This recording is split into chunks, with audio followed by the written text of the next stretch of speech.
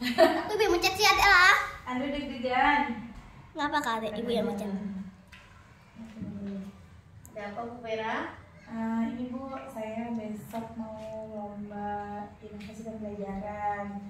Terus mau minta saran masukan dari Ibu atau revisi dari Ibu terkait materi yang mau saya presentasikan besok. Tentang pembelajaran berdefinisi melalui aplikasi TTS atau Text of Speech untuk anak tunanetra jenjang SMA. Terus gambaran Ibu nih BTS-nya seperti apa? Kemudian hasilnya bagaimana? Jadi Text to Speech ini aplikasi yang membantu untuk menyuarakan teks gitu Bu. Jadi nanti teks yang bentuknya PDF itu jadi bentuknya suara atau sound gitu, auditory. Itu digunakan untuk anak-anak tunanetra. Misalnya kita kan terbatas Bu, kayak buku-buku braille, kemudian saya kan juga nggak bisa membraillekan semua teks bacaan yang harus dibaca anak. Nah itu bisa menggunakan TTS yang install di smartphone atau di laptop gitu. Jadi saya masukkan di situ, upload, kemudian berubah menjadi suara. Nanti anak-anak bisa mendengar ya. Jadi membaca digitalnya dengan sound gitu. Ini landasan yang mendasar itu penggunaan dari TTS ini sebenarnya apa sih? Kalau dulu ini penggunaan aslinya itu untuk belajar bahasa sebenarnya. Belajar bahasa, kemudian saya inovasikan menjadi ini. Nah, kenapa saya bilang inovasi Bu? Pertama karena belum pernah dipakai di SLB 2025. Yang kedua, saya mengalihfungsikan dari yang buat belajar bahasa menjadi untuk alat bantu tunanetra gitu Bu. Kemudian ini bertujuan untuk meningkatkan kualitas pembelajaran juga di sekolah, di kelas. Ini sudah berapa lama menggunakan? Saya menggunakannya ini sudah 2 semester Bu. Jadi 2023-2024 genap dan keganjil ini. Dampak kan udah 2 semester ya, maksudnya ada dampak yang terlihat ya. Bagaimana untuk dampak atau hasilnya ketika sudah menggunakan teks ini, TTS gitu? Dampaknya itu pertama dapat respon positif dari muridnya, yang kedua respon positif juga dari orang tua, yang ketiga ada peningkatan prestasi belajar tuh. Prestasi akademiknya, terutama untuk memahami kayak bacaan-bacaan kayak gitu, untuk pelajaran bahasa Indonesia, IPA, IPS itu ada kenaikan nilai gitu. Saya juga menggunakannya kadang untuk ice breaking juga ada gitu. Teks-teks yang sudah digunakan itu teks apa aja? Nah, apa bisa untuk semua mapel atau ini kan mapel ya ini kadangnya untuk semua mapel atau hanya mapel tertentu saja? Oke, kalau TTS ini untuk semua mapel bisa Bu. Dan TTS ini kan kita yang menyesuaikan materinya dengan capaian pembelajaran anak. Jadi sesuai diintegrasikan dengan kurikulum, sesuai dengan fase anak. Jadi kita yang mengatur materinya, kita yang membuat konsep materinya, kemudian TTS ini penerjemahnya gitu.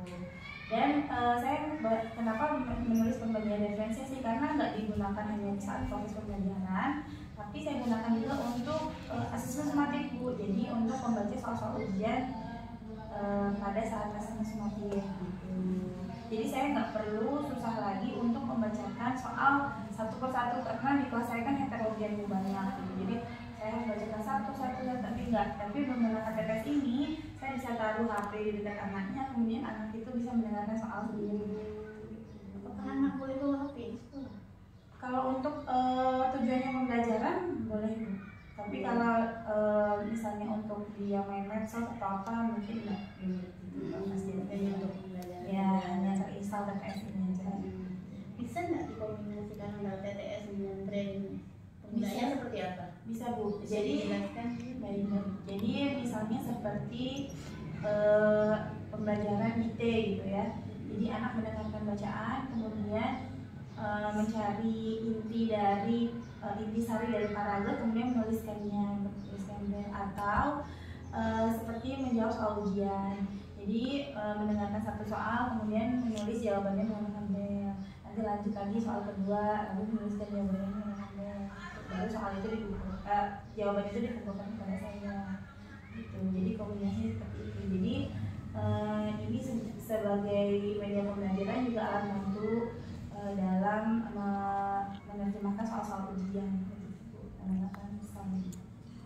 Ada nggak foto atau hasil ya kenaikan kenaikan ya itu, nah itu berarti sebaiknya dimasukkan ya. Jadi biasanya hasilnya seperti apa, ada nggak kenaikan berapa persen dari ya maksudnya sebelum kalau sebelum misalnya 75 kan sudah menggunakan TTS ini ternyata ada kenaikan berapa persen, itu memang ada buktinya. Asesmennya seperti apa bisa ditambahkan kalau menggunakan ya. Sudah terpustaka udah ada ya, terpustakanya teori yang itu belum ada sih, belum ada. Berarti yang tambahkan ya bisa ditambahkan di bagian yang wordnya Office. Kalau di sini nggak perlu, kalau untuk yang PowerPoint naskah ini ya naskah yang itu memang kalau seandainya ada memang ya pasti kan ada teori orang yang diambil. Nah ini mungkin bisa disebutkan di bagian yang ini ya yang Office-nya ya pakai Word ya, itu mungkin bisa ditambahkan. Kalau yang di sini nggak ada ya, saya cek dulu lagi ya. Berarti kalau untuk hasil asesmen atau itunya langsung hasil asesmennya aja dimasukkan ke bagian pembelajaran atau refleksi Hasilnya hasil atau di aksinya. ya aksi bagian akhir, Aksi bagian akhir. Jadi kan habis aksi itu nanti kan ini hasilnya, dampaknya ini. Nah dampaknya bisa di refleksi ya. di refleksi. Pembelajarannya. Kalau refleksi itu lebih sebenarnya ke ini ya, mengevaluasi penggunaannya seperti apa, pembelajaran yang bisa diambil itu dari situ apa sih gitu. Nah ini disebutkan bagaimana untuk belajar apa yang bisa diambil, pelajaran apa yang bisa diambil dengan berani menatap ya ini ya, pembelajaran dari refleksi melalui aplikasi TTS nih. Pembelajaran apa yang bisa diambil ini udah dimasukkan. Udah bisa jadi kayak mengurangi ketergantungan anak terhadap gurunya, jadi meningkatkan kemandirian juga gitu. Kemudian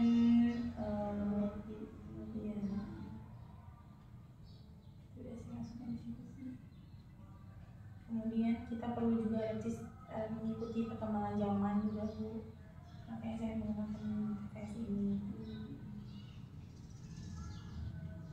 Nanti hasilnya kalau pas forma itu ini hasilnya tidak ada peningkatan. Kalau ini penggunaannya udah ya, untuk aksinya dari awal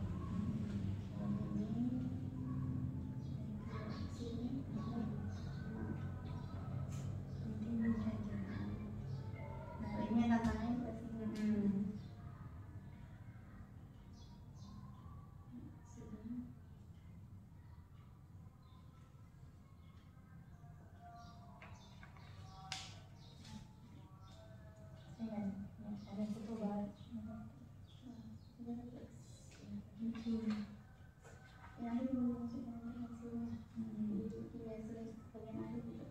jadi biar tahu ada tuh hasilnya ada berapa persen sih. Kalau misalnya hasilnya ternyata nggak sampai 100% itu kan nggak apa-apa. Misalnya hasilnya hanya 50% atau 80%, yang penting kan ada peningkatan ya seperti itu. Kalau memang ada peningkatan untuk ini ya hasil belajar refleksi kita kan tujuannya dengan penggunaan ini tujuannya kan ingin meningkatkan hasil belajar siswa yang tunanetra seperti itu kan ya, mencoba dengan cara ini ya melalui aplikasi TTS ini. Nah, jadi tadi belum disinggung berkenaan dengan pembelajaran diferensi edukasinya. Jadi ini khususnya ini yang dimaksud kita seperti apa yang untuk pembelajaran diferensi? Diferensiasinya itu jadi ketika anak dibaca teks untuk anak-anak tunanetra mereka kan baca secara visual dulu. Nah anak tunanetra membacanya dengan auditory. Perbedaannya di situ. Kemudian pas ujian juga asesmen formatif yang anak-anak tunanetra membacanya langsung soal ujiannya teks cetak, Sedangkan anak-anak tunanetra menggunakan ini TTS ya. Mungkin itu dari masukan dari saya. Silakan nanti mungkin ditambahkan. Selamat berjuang Ya, sukses. terima kasih Bu. Kan yang saya tambahin. Nanti kan Iya benar, asal berarti misalnya